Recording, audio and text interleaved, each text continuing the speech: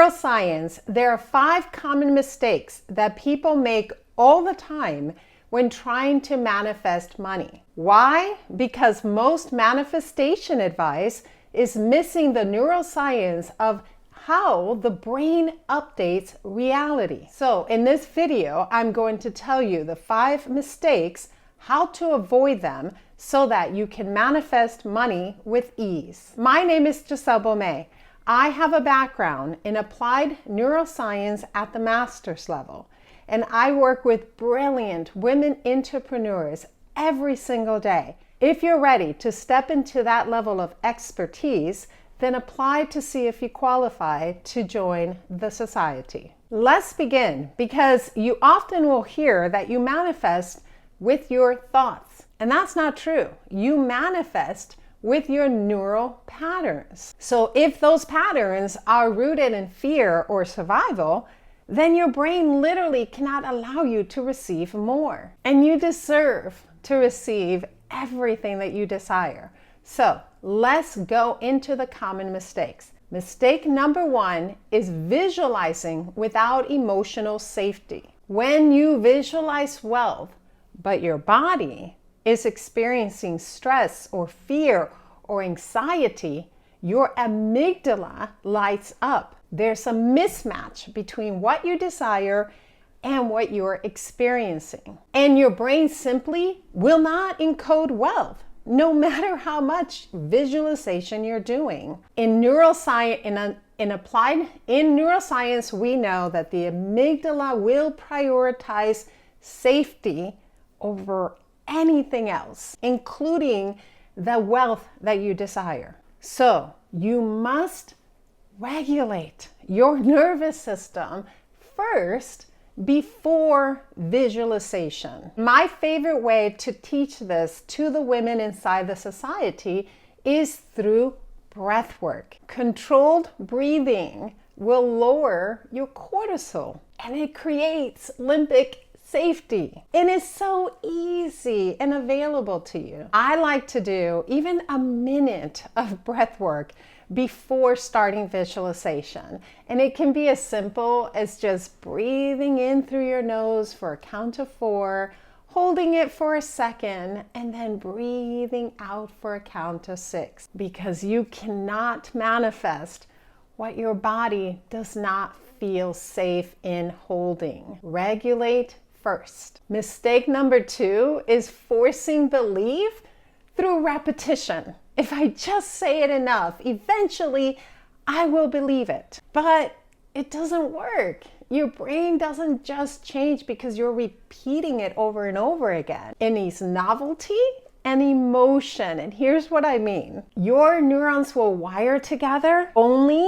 when they are emotionally charged. That's what's called user-dependent plasticity, because emotional salience will create dopamine. And that release of dopamine is going to send a signal that says, this is safe, this is real. So when you're repeating affirmations just for the sake of repeating them, trying so hard to believe it, your brain just ignores it all. But when you attach emotion, and this is really simple to do, you attach the emotion, then your brain pays attention. One of my favorite ways to apply this is saying your affirmation when you're doing something that feels good.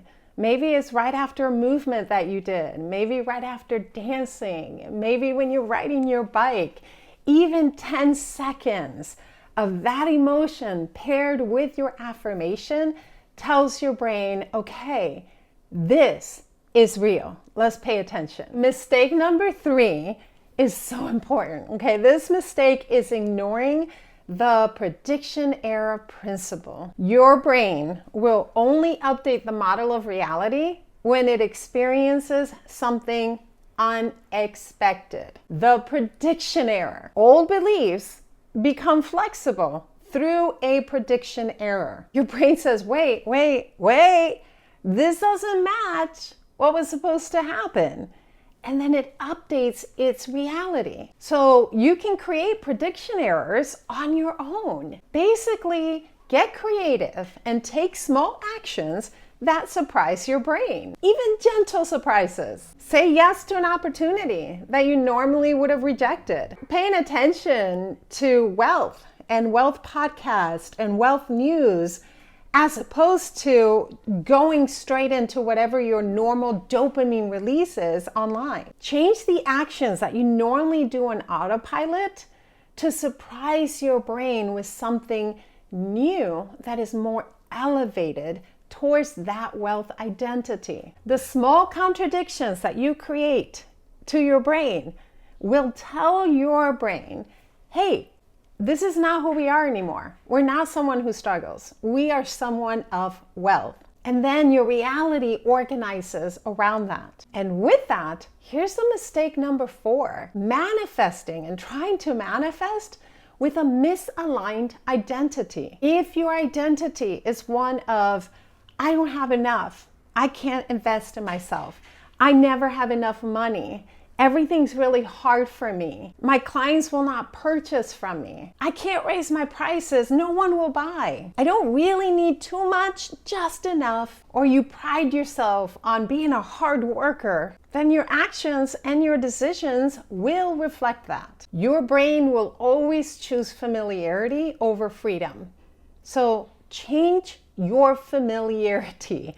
And yes, I understand that sometimes it can be really hard to break from that pattern of never quite making enough or having an income ceiling or not making the money you desire. But with consistency, you can change your identity, and that identity creates income. Identity precedes income. That's one of the 5 laws that we practice inside of the society. And the final mistake, and I really hope you stuck around for this one because it is so important to know this mistake, is chasing frequency instead of embodiment. People try to high vibrational. I have to match the vibrational frequency of money.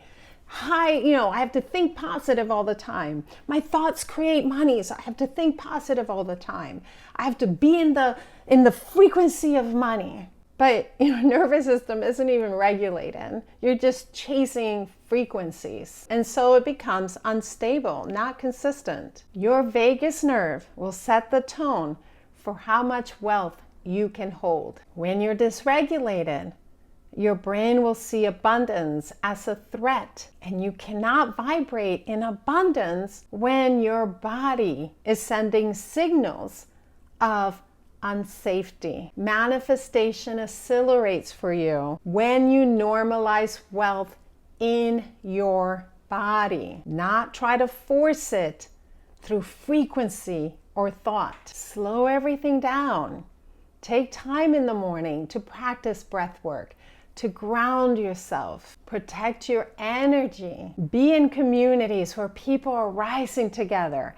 And I invite you for this to join the 14-day free challenge that I have where women entrepreneurs are at a higher level because you're majestic. You're so much more powerful than you realize. And I cannot wait for you to realize it.